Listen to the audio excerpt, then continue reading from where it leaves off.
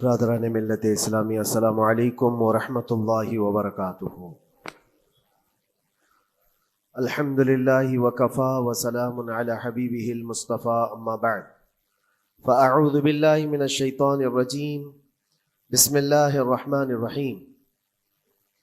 ان عدۃ الشہور عند اللہ 12 شہرا فی کتاب اللہ یوم خلق السماوات والارض منها 4 حرم الى آخر هذه الآیہ۔ صدق اللہ مولانا العظیم۔ بارگاہ رسالت معاب صلی اللہ علیہ وسلم میں درود پاک کا ہدیہ پیش کریں۔ اللہم صل علی سیدنا و مولانا محمد معدن الجود والکرم وآلہ واصحابہ الکرام وابنہ الکریم وبارک وسلم صلاة دائمة سرمدا ابدا۔ اللہ عز و جل اپنے کلام مقدس میں فرماتا ہے، بے شک اللہ کے نزدیک گنے ہوئے شمار کیے ہوئے جو مہینے ہیں وہ 12 ہیں، اور ان 12 مہینوں میں سے 4 حرمت والے مہینے ہیں، عزت والے مہینے ہیں، عظمت والے مہینے ہیں۔ وہ 4 مہینے کون سے ہیں؟ مسلسل ترتیب کے ساتھ ذی القعدہ، ذی الحجہ اور محرم، اور 4تھا مہینہ رجب المرجب جس میں ہم اور آپ زندگی گزار رہے ہیں۔ اس کو رجب الاسم اور رجب العصب بھی کہا گیا ہے۔ یہ جو 4 مہینے ہیں اس میں جنگ و جدال، قتل و قتال سب حرام ہو جاتی ہیں۔ اس دور میں جو جنگیں ہوتی تھی، کفار و مشرکین بھی اپنی تلواریں روک لیا کرتے تھے۔ یہ 4 حرمت والے مہینوں کی سارے لوگ عزت کرتے۔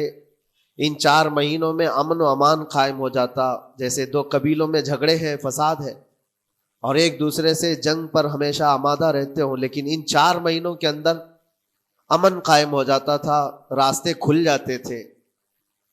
اور اللہ تبارک و تعالیٰ نے قرآن پاک میں ان 4 مہینوں کی فضیلت بھی بیان فرمائی۔ اس میں رجب کے لیے ایسی فضیلت ہے، اللہ کے نبی صلی اللہ علیہ وسلم ارشاد فرماتے ہیں، یہ رجب کے مہینے کی فضیلت ایسی ہے جیسے قرآن کی فضیلت دوسری کتابوں پر ہے۔ دوسری کتابوں میں جس طرح سے افضل قرآن ہے، اس طرح سے رجب المرجب تمام مہینوں میں افضل ہے۔ اور نبی کریم صلی اللہ تعالی علیہ وسلم اس میں عبادت کرنے کے لیے ترغیب دیا کرتے تھے۔ اس کو ترجیب بھی کہا جاتا ہے، اور خاص طور پر رجب کے متعلق بزرگان دین نے فرمایا یہ فصل بونے کا مہینہ ہے۔ کھیتی باڑی والے سمجھ سکتے ہیں کہ اس میں بھی 3 موسم آتے ہیں۔ پہلے بیج کی بوائی کا وقت آتا ہے، پھر اس کی سچائی کا وقت آتا ہے، پھر کٹائی کا وقت آتا ہے۔ تو رجب کا مہینہ یہ فصل بونے کا مہینہ ہے نیکیوں کے، اور شعبان کا مہینہ اسے پانی دینے کا ہے، اور رمضان کا مہینہ فصل کاٹنے کا مہینہ ہے۔ اور رجب کا مہینہ آتے ہی اللہ کے نبی صلی اللہ تعالی علیہ وسلم یہ دعا فرمایا کرتے تھے، اللہم بارک لنا فی رجب و شعبان وبلغنا رمضان۔ سب کو یہ دعا بھی کرنی چاہیے۔ حضور اکرم صلی اللہ تعالی علیہ وسلم یوں عرض کرتے کہ اے اللہ، رجب اور شعبان میں تو ہمیں برکت عطا کر اور ہماری زندگی کو رمضان تک پہنچا دے۔ اب رجب آپ نے دیکھ لیا ہے تو اب کثرت سے یہ دعا کرو کہ مولا اس زندگی کا رمضان ہم سے جانے نہ پائے، رمضان تک ہماری سانسوں کو پہنچا دے۔ یہ دعا کثرت سے ہر نماز کے بعد بھی ہونی چاہیے۔ رجب آتے ہی میرے عزیزوں یہ عبادتوں کا موسم شروع ہو چکا ہے، اور سب جانتے ہیں رجب کے بعد پھر ہمارے ہاں مسلسل ایسی شب بیداریاں اور عبادت کے موسم نظر آنے لگتے ہیں۔ پھر شعبان بھی، اس میں رجب میں بڑی رات آتی ہے، شب معراج، اور اس کے بعد شعبان میں شب برات، پھر اسی طرح رمضان کا موسم بن جاتا ہے۔ تو اب یہ موسم بنانے کا وقت آ چکا ہے۔ تو سب سے پہلی چیز یہ ہے کہ میرے عزیزوں، فصل کے بونے کے لیے کن چیزوں کی ضرورت ہوتی ہے، اس چیز کا خیال رکھیے۔ بیج اگر کھوٹا ڈالے ہو اور ویسی ہی فصل آنے کا انتظار کرو گے تو پھر نہیں ہوگا۔ بیج کو کھرا اور خالص ہونا چاہیے۔ جو نیکیاں کرنا چاہ رہے اس کو صاف ستھرے اچھے ماحول میں کیے جانے چاہیے۔ کھیتی باڑی کرنے والا جانتا ہے بیج تو وہ بو رہا ہے، زمین بھی اچھی ہے، ساری چیزیں، کئی چیزوں کی ضرورت ہوتی ہے، بیج بھی اچھا ہو، زمین بھی اچھا ہو، موسم بھی اچھا ہو۔ تب جا کر کے اس کی فصل نکلتی ہے. بیج اچھا تھا، زمین اچھی نہیں تو بھی فصل نہیں آتی. بیج بھی اچھا ہے، زمین بھی اچھا ہے، موسم صحیح نہیں ہے تب بھی فصل نہیں آتی. ابھی آپ کے پاس 3 چیزوں کا ہونا ضروری ہے: بیج اور زمین اور موسم. بیج جو ہے یہ نیکیاں ہیں، اور زمین تمہارا دل ہے، اس کا اتنا ہی پاک ہونا ضروری ہے. اور موسم یہ رجب کا ہے، اس میں تو کوئی شک نہیں ہے کہ عبادتوں کا موسم ہے، فصل کی اچھے لانے کا موسم ہے. لیکن سب سے پہلی چیز اب ہمیں ضرورت ہوتی ہے کہ ہم کیا بیج بو رہے ہیں. شیخ سعدی رحمت اللہ تعالی علیہ فرمایا کرتے کہ زمین میں ادرک بو کر کے گنا آنے کی امید تو نہیں کر سکتے. جو بویا ہے وہی اسی کی فصل آئے گی. لوگ عمل خیر کرے تو اس کا نتیجہ بھی خیر آئے گا، اور برائیاں کریں اور پھر رمضان میں یہ انتظار کریں کہ میں نے جو بویا ہے اس کی فصل آئے، تو ایسا نہیں ہوتا. بہت سارے لوگوں کا وہ شک بھی میں دور کرنا چاہتا ہوں کہ رمضان المبارکہ میں فضیلتوں کو آپ سنتے آئے ہیں، رمضان ایسا مہینہ ویسا مہینہ، اتنی برکتوں والا، اتنی رحمتوں والا، لیکن بہت سارے لوگوں کے حالات چونکہ تو ہی رہتے رمضان میں ویسے ہی ہیں، وہ لوگ کچھ بھی نہیں بدلے. تو اس میں رمضان کا قصور ہے کہ اس مہمان کا قصور ہے، اس انسان کا قصور ہے؟ وجہ یہ ہے کہ رمضان المبارکہ یقیناً اتنی برکتوں اور رحمتوں اور سعادتوں لے کر کے تو آتا ہے، لیکن تمہیں 2 مہینے پہلے سے کہا گیا تھا کہ فصل کے لیے تیاری کرو. تم نے بیج نہ بوئے، اپنی زمین کو صحیح کیا ہی نہیں. پھر رمضان میں جو بارش ہو رہی ہے اس کا فائدہ کیا ہے؟ روڈ پر 10 سال بھی بارش برسے وہاں پر کوئی فصل نہیں آئے گی، کیونکہ وہ زمین سخت ہے اور بیج بونے کے قابل بھی نہیں ہے. رمضان المبارکہ میں رحمتوں کی جھماجھم بارش تو ہوتی ہے، لیکن دل اگر سخت ہے گناہوں سے تو اس بارش کا کیا اثر ہوگا اس پر؟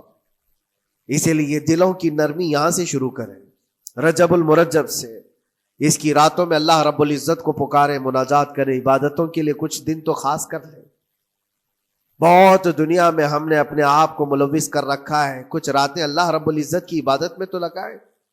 اللہ کے نبی صلی اللہ تعالیٰ علیہ وسلم کی ایک حدیث ہے، جامع الاصول سے نقل کی ہوئی، رجب المرجب کے پہلے جمعے جو ہم لوگ ابھی گزر چکے، ابھی یعنی وہ رات تو گزر چکی، کل کی جو گزری ہوئی رات ہے رجب کی، یہ پہلی جمعہ کی شب تھی.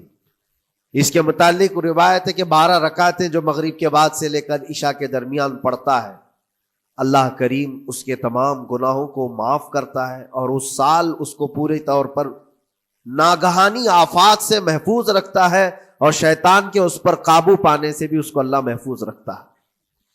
تو یہ تھی تیاریاں، یہ ساری چیزیں ابھی سے تیاریاں ہونی چاہیے.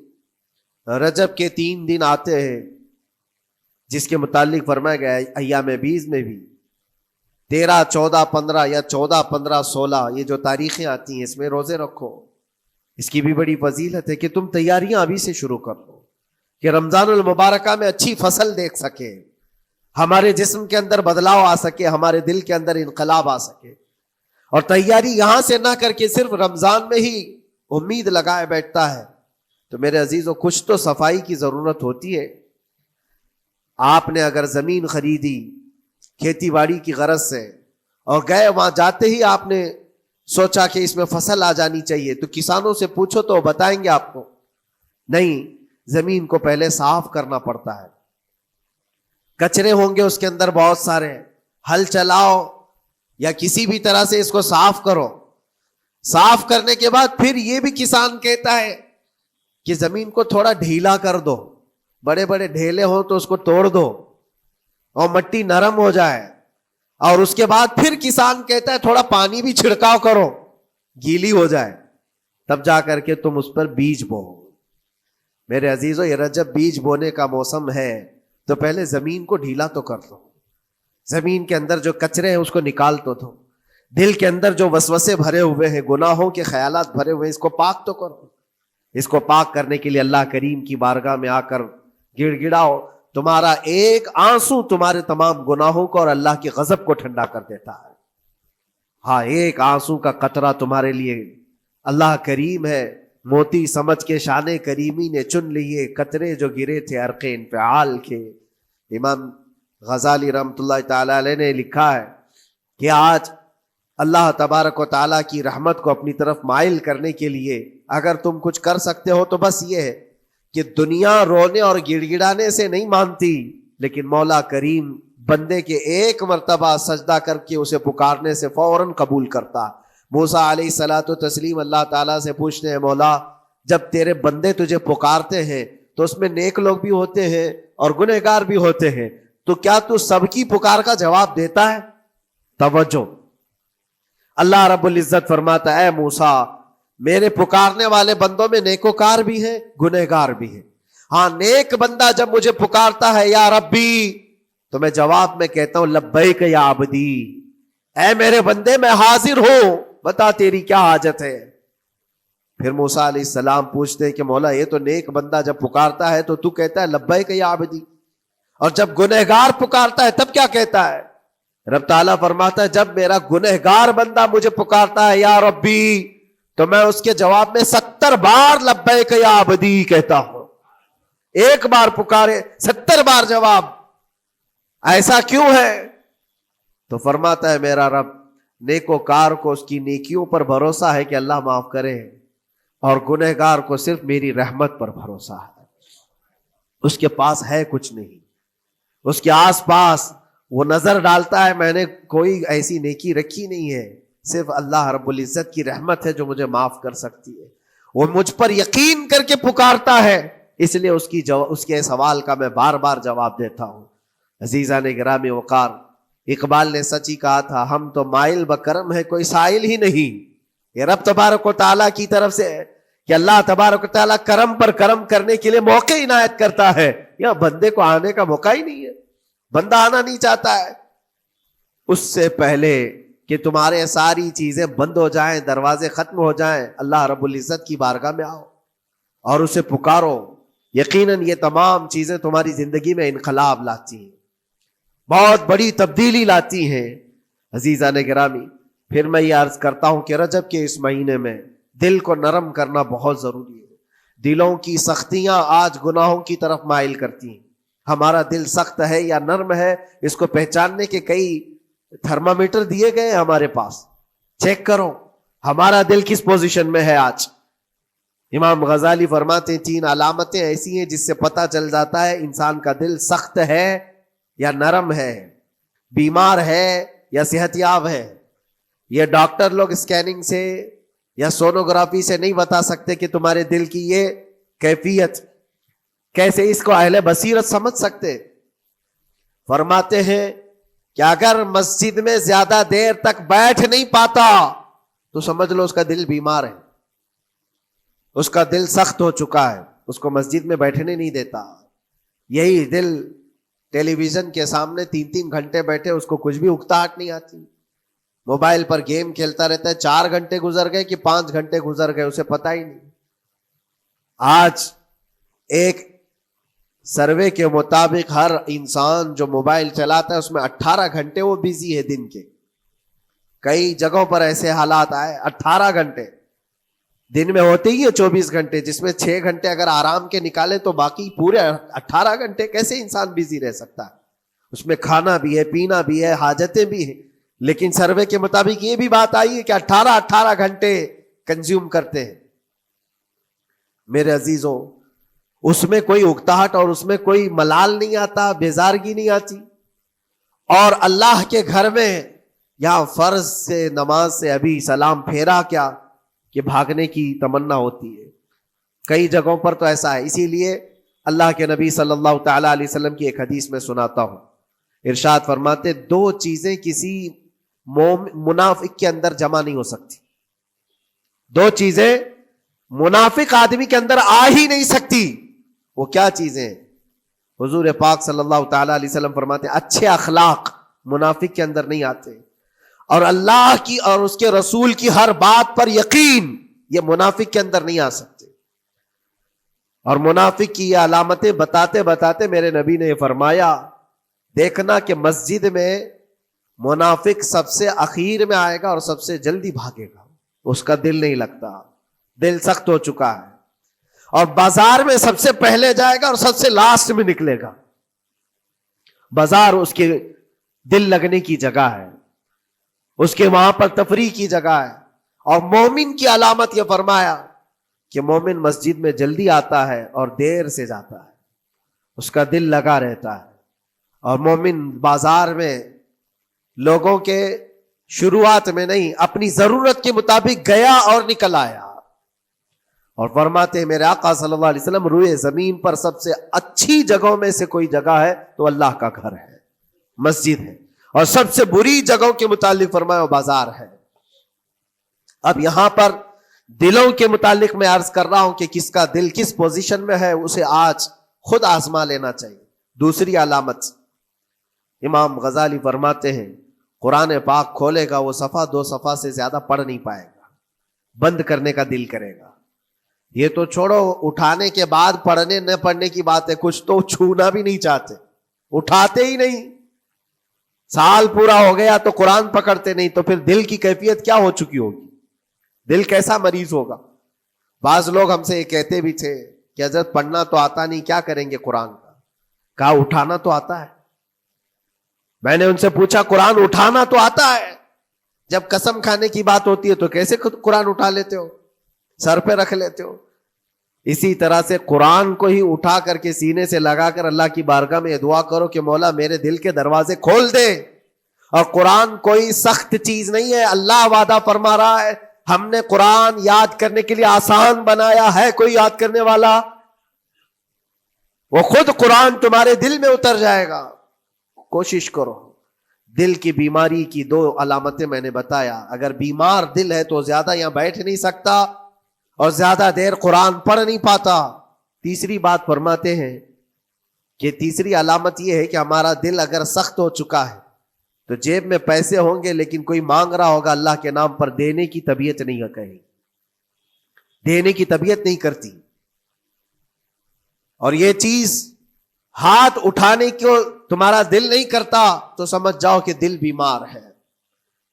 اور دل کی بیماری لے کر کے اگر کوئی رجب میں سوچتا ہے کہ میں بیج بوؤں گا تو کیا فائدے کا, زمین سخت ہے, زمین سخت ہے اور اس پر بارش بھی ہوگی تو کچھ فرق نہیں پڑتا, فصل نہیں آئے گی. دل کو نرم کرو. اور ایک علامت میں بتاؤں, اور ایک علامت کہ دل نرم ہے یا سخت ہے, اس کی ایک علامت یہ بھی ہے, اللہ کا جب ذکر کرے, جنت کا جب ذکر کرے, جہنم کے عذابات کا ذکر کرے, قبر کے معاملات کا ذکر کرے, حشر کے سوالات کا ذکر کرے, تو اس کی آنکھیں ڈبڈبا جائیں اور آنسو نکل آنے لگیں. قرآن کی آیتیں سن کر کے اس کا دل ہلنے لگے اور آنسو آ گئے تو سمجھ جاؤ کہ اس کا دل نرم ہے. ابھی اس کا دل بیمار نہیں ہوا, ابھی اس کا دل بیمار نہیں ہوا. لیکن یہاں تو پوزیشن الگ ہے, سچویشن الگ ہے. ہم تو پتہ نہیں کن کن چیزوں میں رو لیتے ہیں, لیکن اللہ کا کلام سنتے ہوئے کسی کے کان پر جوں بھی نہیں رینگتی. لوگ تو گانوں پر تھرکنے والے اور نغموں پر اچھل کود کرنے والے وجد کی بات کرتے ہیں, لیکن اللہ کا کلام پڑھنے پر کوئی کسی کو وجد کیوں نہیں آتا.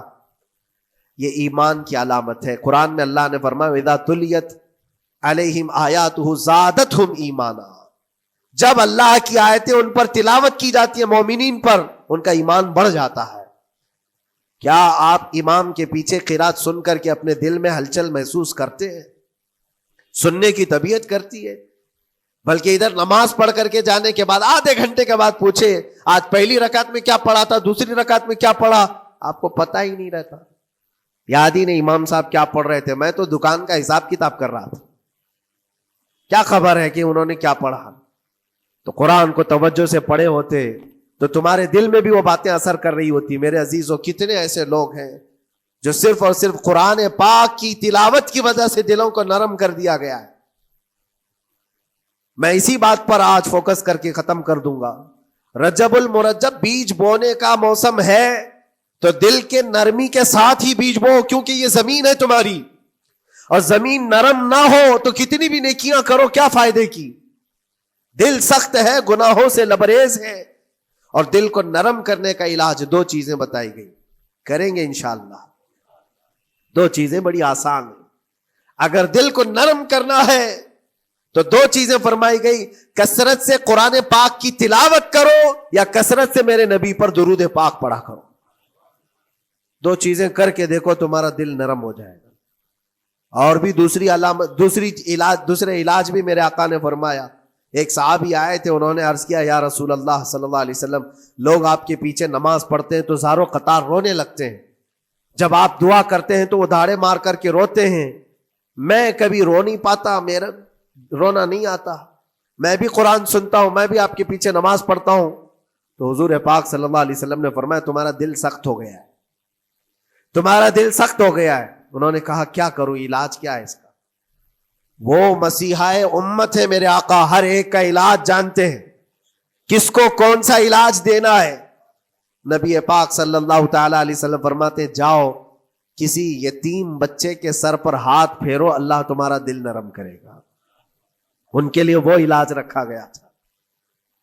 جس کو جیسا علاج بتایا میرے آقا صلی اللہ علیہ وسلم نے، کسی یتیم کے سر پر ہاتھ پھیرو دل نرم ہوگا. لیکن دل کے نرم ہونے کے علاج اللہ کے نبی صلی اللہ علیہ وسلم کے شفا خانے میں ہے.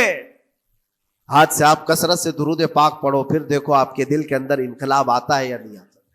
آپ کے چہرے کا نور بڑھ جائے گا، زبان کا اثر بڑھ جائے گا، عمل خیر کی طرف رغبت بڑھ جائے گی. کثرت سے جب بندہ حضور پاک صلی اللہ علیہ وسلم پر درود پڑھتا ہے، اس کی زبان سے جھوٹ نکل جاتا ہے، گالی اس کی زبان پر نہیں آ پاتی ہے، کیونکہ وہ پاک کرتا چلا جاتا ہے اپنی زبان کو اللہ کے نبی کا نام لے کر کے. میرے عزیزو، اس میں دقت کیا ہے درود پاک کثرت سے پڑھنے میں؟ آپ جہاں چل رہے ہو، پھر رہے ہو، اٹھ رہے ہو، بیٹھ رہے ہو، انتظار میں ہو، سونے کے لیے جا رہے ہو، زبان ہی تو ہلانا ہے میرے نبی پاک صلی اللہ علیہ وسلم کی بارگاہ میں درود پڑھ کر کے. اور ضروری نہیں ہے کہ بہت لمبے لمبے درود پاک آپ کو یاد کرنے ہو، صلی اللہ علیہ وسلم بھی پڑھ لیا تو یہ درود پاک ہے، یہ درود پاک ہے. یا تو پھر الصلاۃ والسلام علیک یا رسول اللہ کہتا ہے تو یہ بھی درود پاک ہے، درود پاک ہے یہ. اور دل کو جب نرم ہو جائے گا تو انشاءاللہ العزیز آپ اس کے اثر بھی دیکھیں گے، اس کے اثر بھی دیکھیں. کیسے کیسے لوگوں کی بات میں کروں میرے عزیزوں. آپ کو پتا ہے تاریخ کے اوراق الٹ کر کے دیکھو. ایک صحابی حضرت نعیم وہ راستے پر گزر رہے تھے، دیکھا ایک کڑیل جوان مکہ کا جس کو سارے لوگ دیکھ کر پہلوان کہتے اور ڈرتے تھے، گھبراتے تھے. 27 سال کا کڑیل جوان ہے اور ہاتھ میں تلوار کھینچے ہوئے تیزی سے آ رہا ہے. یہ پہلوان کوئی اور نہیں عمر ابن خطاب ہے. حضرت نعیم کہتے ہیں دیکھ کر کے میں گھبرا گیا، اتنی تیز اور ترار چال اور چمکتی ہوئی تلوار، کہاں کا ارادہ ہے؟ پوچھا حضرت نعیم نے کہاں جا رہے ہو؟ عمر ابن خطاب نے کہا محمد کا قتل کرنے جا رہا ہوں. معاذ اللہ رب العالمین. اس لیے کہ ایمان لائے ہوئے نہیں تھے. یہ دلوں کی سختیاں ہیں، یہ دلوں کا منجمد ہونا بتا رہا تھا کہ وہ نبی پاک صلی اللہ علیہ وسلم کے قتل کے لیے نکلے. حضرت نعیم نے صرف راستہ روکنے کے لیے ان سے کہا ان کا بعد میں قتل کرنا، پہلے تیری بہن اور بہنوی کا گھر بھی دیکھ لے، وہ بھی تو کلمہ پڑھ رہے ہیں، وہ بھی تو کلمہ پڑھ رہے ہیں اسی رسول کا.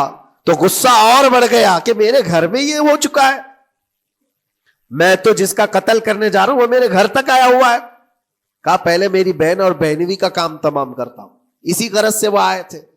اور جس وقت اپنے بہن کے گھر کے باہر کھڑے تھے، اتفاق ایسا کہ اندر سے قرآن کے پڑھنے کی آواز آ رہی تھی. ایک صحابی حضرت خباب، وہ قرآن پڑھا رہے تھے حضرت عمر کی بہن کو اور ان کے بہنوی کو. اور کیا بہترین انداز رہا ہوگا، جو رسول اللہ سے ڈائریکٹ سنے ہوئے لوگ تھے. اللہ کا کلام اترا ہوا ہے جن کے اوپر، وہ اس وقت حاضر رہے ہوئے لوگ ہیں، قرآن کو پڑھ رہے تھے. طٰہٰ ما انزلنا علیک القرآن لتشقى الا تذکرۃ لمن یخشی. عرب لوگ اچھی طرح سے جانتے تھے ایک ایک حرف کا معنی کیا ہوتا ہے، وہ عربی جانتے تھے، ان کی مادری زبان تھی.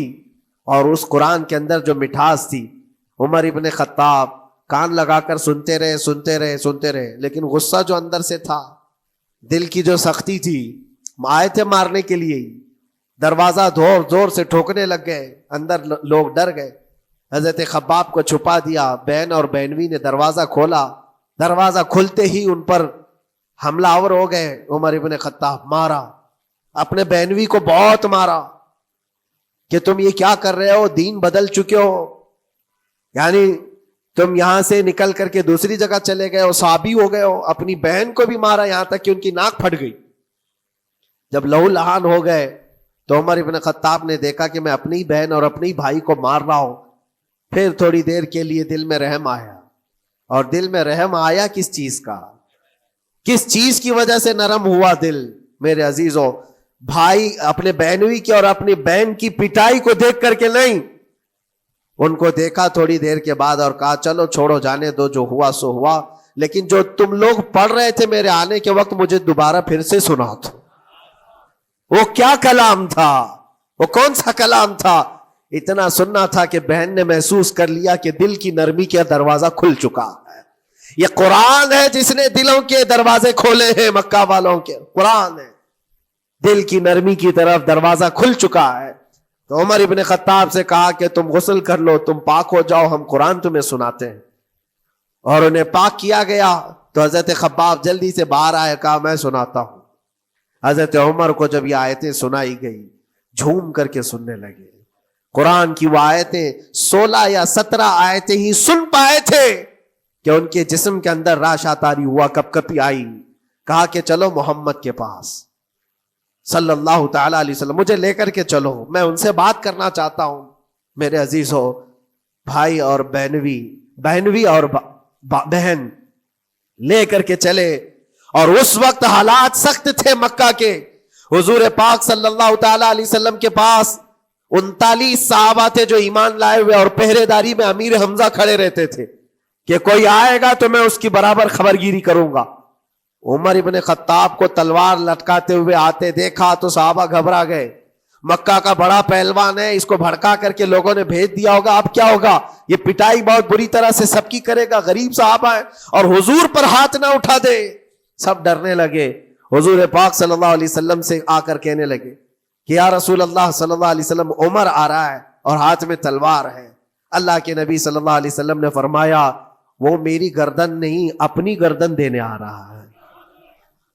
وہ میری گردن لینے نہیں، اپنی گردن دینے آ رہا ہے. وہ مخبر صادق صلی اللہ علیہ وسلم جانتے ہیں کون میرا غلام ہے اور کون منافق ہے. عمر ابن خطاب آئے تو حضور نے فرمایا راستہ دے دو. آتے ہی انہوں نے تلوار زمین پر پھینک دی. چہرے جمال جہاں آرا کو دیکھا. حضور پاک صلی اللہ تعالی علیہ وسلم سے پوچھا، پھر وہ آیتیں سنائے. اب سوچو میرے عزیزو، صحابی سے سننا، یہاں تو ہم قاری قرآن سے سنتے ہیں قرآن کی آیتیں 1400 سال کے بعد. آج بھی قرآن کا وہ اثر لگتا ہے دل کے اوپر.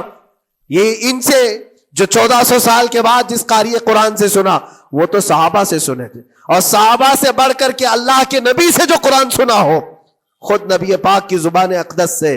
اور جب اللہ کے نبی صلی اللہ تعالی علیہ وسلم نے آیتیں تلاوت کی، عمر ابن خطاب کی آنکھوں سے آنسو شروع ہو گئے.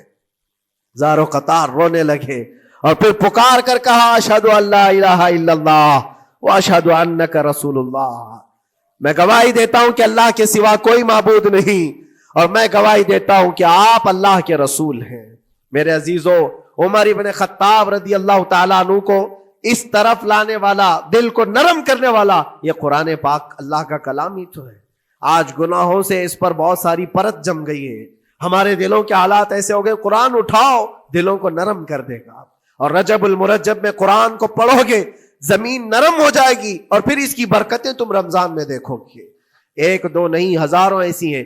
ایک ایسے مشہور ڈاکو، بغداد کے لوگ ڈرتے تھے. بغداد کے لوگ اتنا ڈرتے تھے کہ جو بھی قافلہ جائے گا لٹ جائے گا.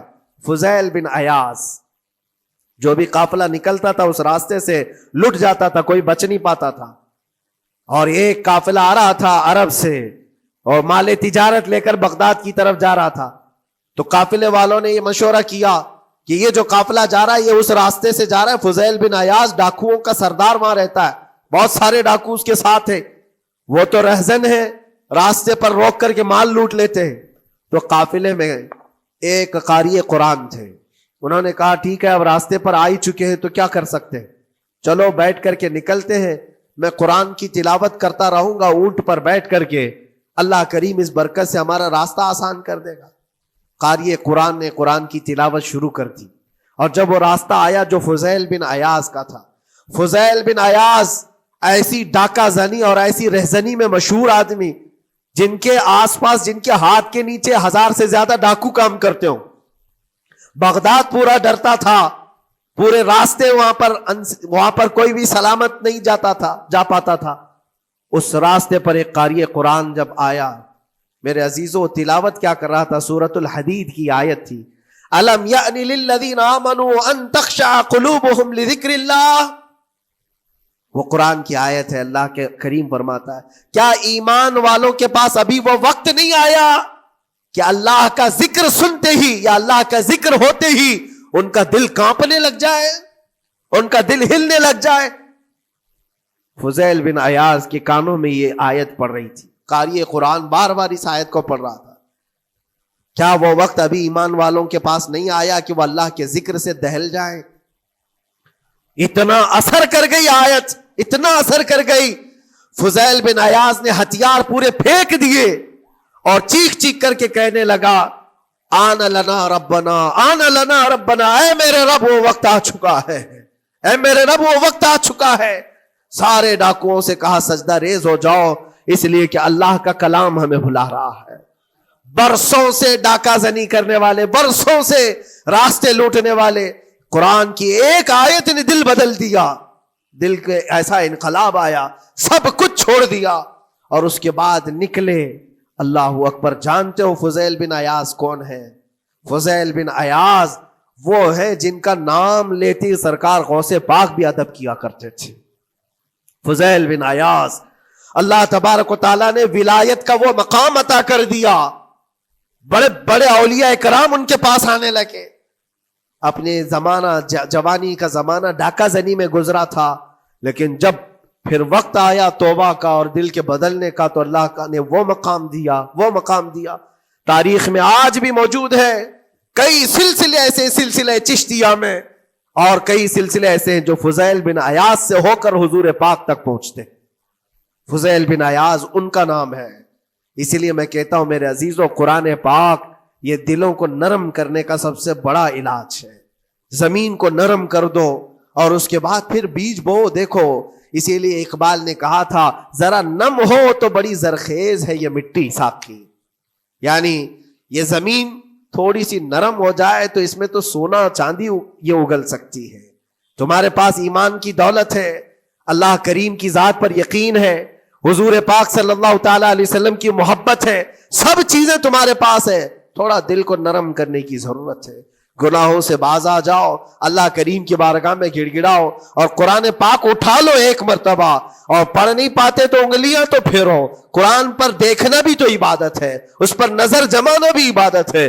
اللہ کا کلام سمجھ کر کے تم نے اٹھایا ہے تو جانتے ہو قرآن عظیم کل قیامت کے دن جس کی شفاعت کے لیے کھڑا ہو گیا، میرے آقا فرماتے پھر اس کو جہنم میں کوئی چیز نہیں لے جا سکے گی.